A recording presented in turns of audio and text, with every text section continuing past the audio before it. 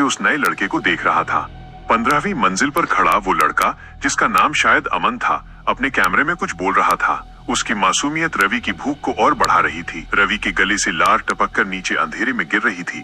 उसके दिमाग में बस एक ही शब्द गूंज रहा था, तारांकन, ताजा मांस। अमन ने नीचे उतरना शुरू किया। 14, 13। रवि ने अपनी पकड़ मजबूत की। उसके लंबे काले नाखून रेलिंग के लोहे में धंस गए। वह छलांग लगाने के लिए तैयार था। जैसे ही अमन 10वीं मंजिल के मोड़ पर पहुंचा, रवि ने अपनी पिछली टांगों पर जोर दिया और हवा में उछल गया।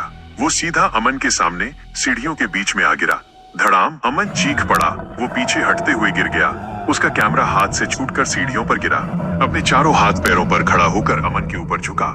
उसका बिना चेहरे वाला सिर, जिसमें सिर्फ एक चीरा लगा मुंह था, अमन के चेहरे के इंच भर करीब था। वो उसकी डर की महक को सूंघ सकता था। ये महक नशे जैसी थी। रवि ने अपना मुंह खोला। उसके अंदर नुकीले दांतों की कई कतारें थी, जो उसने काली नदी से पाई थी। अमन रो रहा था। भगवान के लिए। अमन की नजर रवि के गले में लटके एक छोटे से लॉकेट पर पड़ी। ये वही लॉकेट था जो रवि की मां ने उसे दिया था और जो म्यूटेशन के बाद भी उसकी गर्दन में फंसा रह गया था। अमन ने कांपते हुए हाथ जोड़े। उसी पल रवि के दिमाग में एक बिजली कौंधी। फ्लैशबैक। रवि की मां का चेहरा, उसका अपना चेहरा, उसका नाम। उस भूख के कोहरे के बीच रवि की इंसानियत का एक कतरा जाग उठा। वो अमन को खाने ही वाला था कि उसका हाथ हवा में रुक गया। उसका पूरा शरीर कांपने लगा। एक अंदरूनी लड़ाई शुरू हो गई। राक्षस उसे मारना चाहता था, लेकिन रवि उसे बचाना चाहता था। रवि ने एक भयानक, दर्दनाक आवाज निकाली, तारांकन भा। अमन को यकीन नहीं हुआ। राक्षस बात कर रहा था। रवि ने अपने पंजे से सीढ़ियों की तरफ इशारा किया। नीचे, दीवार। अमन समझ नहीं पाया। तभी ऊपर से एक सायरन जैसी आवाज गूंजी। पूरी बिल्डिंग हिलने लगी। इमारत को पता चल गया था कि एक क्लाइंबर ने अपने शिकार को छोड़ दिया है। सिस्टम में खराबी आ गई थी। दीवारों से एक काला तरल पदार्थ, ब्लैक लिक्विड, रिसने लगा और उस तरल से नई आकृतियां उभरने लगी। ये क्लाइंबर्स नहीं थे, ये द क्लीनर्स थे।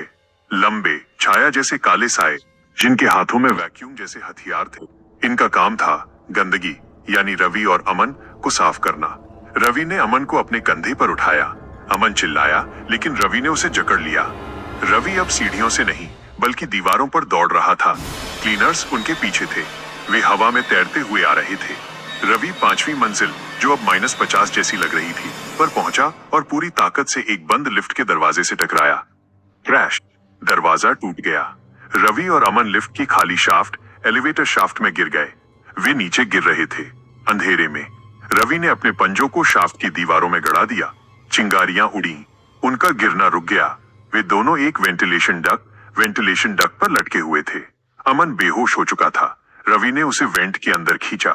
यहाँ सीढ़ियों से अलग दुनिया थी। ये इमारत की नसें, वेन्स थीं।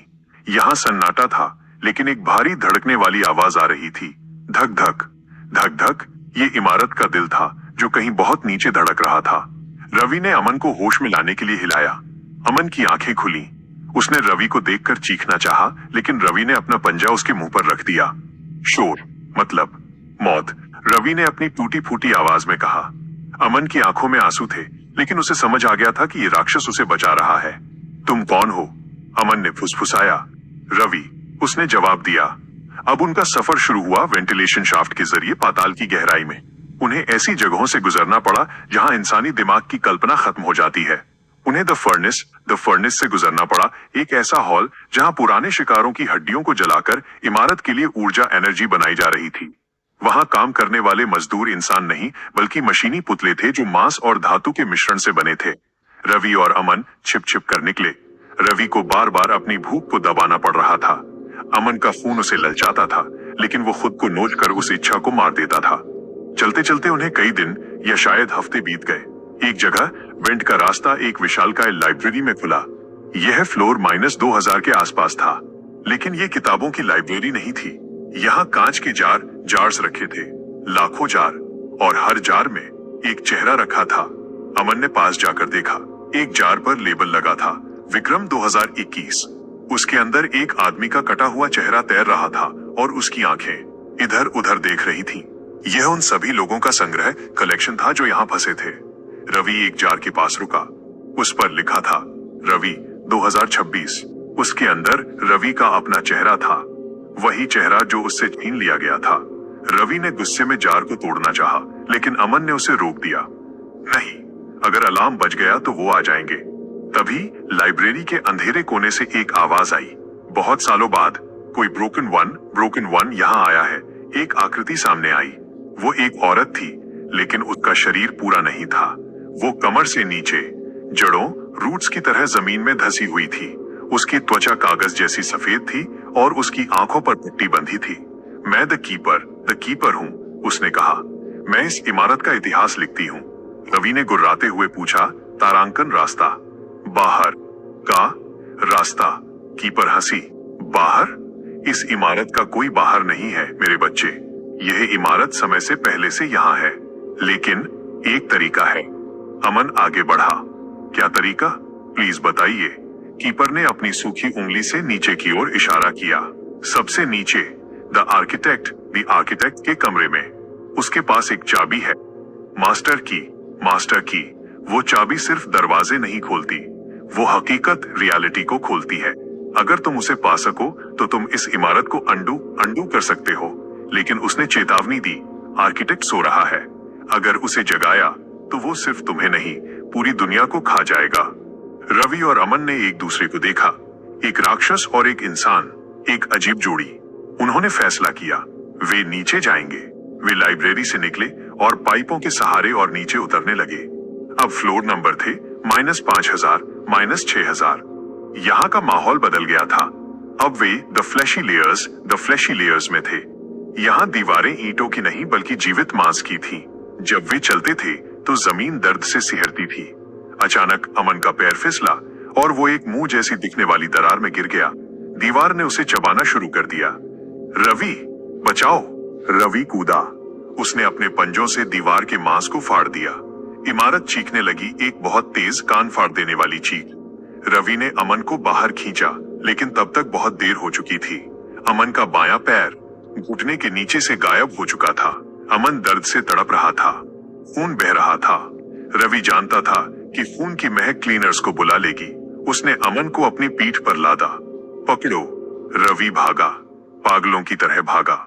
दीवारों से टेंटिकल्स निकल रहे थे जो उन्हें जकड़ने की कोशिश कर रहे थे। रवि ने उन्हें काटते फाड़ते हुए रास्ता बनाया। वे एक सुरक्षित जगह पर पहुंचे, एक पुराना सीवर पाइप।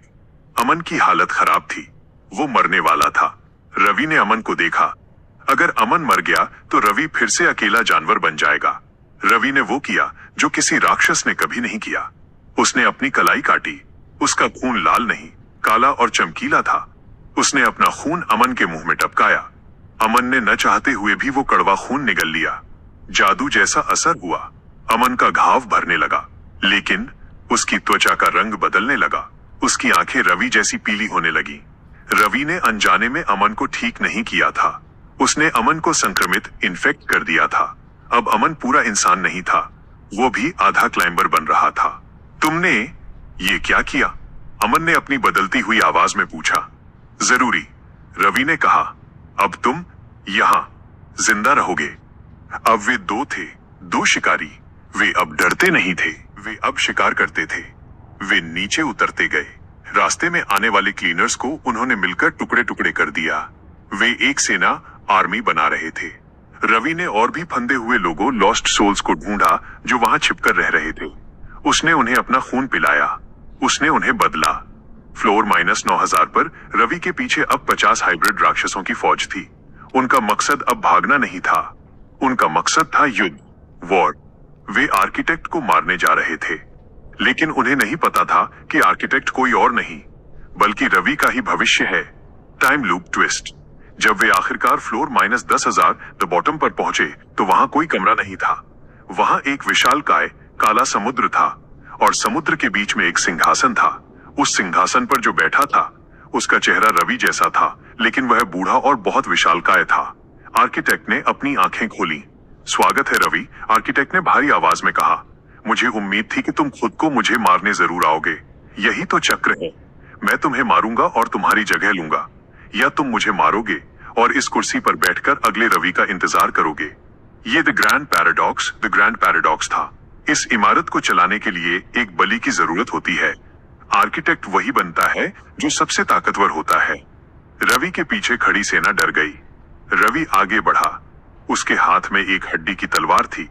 मैं चक्र तोड़ दूंगा, रवि चिल्लाया। आर्किटेक्ट हंसा।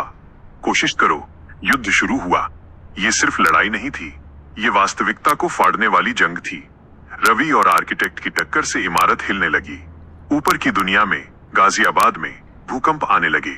स्काईलाइन टावर की असली बिल्डिंग में दरारें पड़ने लगी। अंत में रवि ने आर्किटेक्ट के सीने में अपनी तलवार उतार दी। आर्किटेक्ट मरते हुए मुस्कुराया। शाबाश, अब बैठो कुर्सी पर। आर्किटेक्ट का शरीर राख बन गया। सिंहासन खाली था। रवि को एक खिंचाव महसूस हुआ। कुर्सी उसे बुला रही थी। अगर वो नहीं बैठा तो पूरी इमारत ढह जाएगी और उसके साथ उसके दोस्त अमन और बाकी सेना भी मर जाएंगे। अगर वो बैठा तो वो नया आर्किटेक्ट बन जाएगा और ये नरक चलता रहेगा। रवि ने अमन की तरफ देखा। अमन अब लगभग पूरा राक्षस बन चुका था, लेकिन उसकी आंखों में अभी भी दोस्ती थी। रवि ने अपना फैसला लिया। उसने सिंहासन को लात मारकर गिरा दिया। नहीं, उसने अपनी तलवार उठाई और the heart of the building, जो सिंहासन के नीचे धड़क रहा था, पर वार कर दिया। धड़ाम, एक अंधा कर देने वाली रोशनी हुई। इमारत चीखी। सीढ़ियां टूटने लगीं। फ्लोर एक दूसरे पर गिरने लगे। रवि, अमन और उनकी सेना उस रोशनी में समा गए। Scene cut. गाजियाबाद 2026। दोपहर का समय। जेसीबी मशीनें चल रही हैं। स्काईलाइन टावर को गिराया जा रहा है। मलबे के ढेर में से मजदूरों को कुछ मिलता है। 2 लोग बेहोश, एक रवि और एक अमन। वे इंसान हैं। उनके शरीर पर चोट के निशान हैं, लेकिन वे राक्षस नहीं हैं। एम्बुलेंस उन्हें ले जाती है। भीड़ तमाशा देख रही है। सब कुछ ठीक लगता है। कहानी खत्म, है ना? लेकिन जब एम्बुलेंस रवि को ले जा रही होती है तो रवि की आंखें खुलती हैं। उसकी पुतलियां अभी भी पीली हैं और वो धीरे से मुस्कुराता है। उसके दांत नुकीले हैं। उसने इमारत को नष्ट नहीं किया, उसने इमारत को सोख एब्जॉर्ब लिया है। अब इमारत कहीं खड़ी नहीं है, अब इमारत रवि के अंदर है, और जहां जहां रवि जाएगा, पाताल उसके साथ जाएगा। समाप्त। मिस्टर ठाकुर,